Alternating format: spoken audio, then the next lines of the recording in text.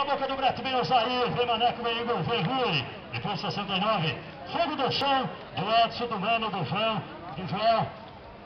Já pediu a solta. Tá ali o Edson. Tem a 71, tem a 72. Depois vamos aí para o laço individual. Já saiu o Osair. Vem Maneco.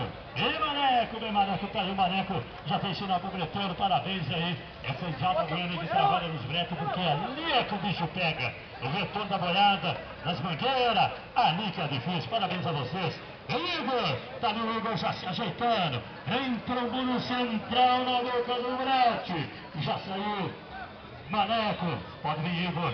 Vem Rui, a presidente da número 68. Lá não é? Não, me equivoquei aí. O Piquete, Kleber Barbosa, né? Não é?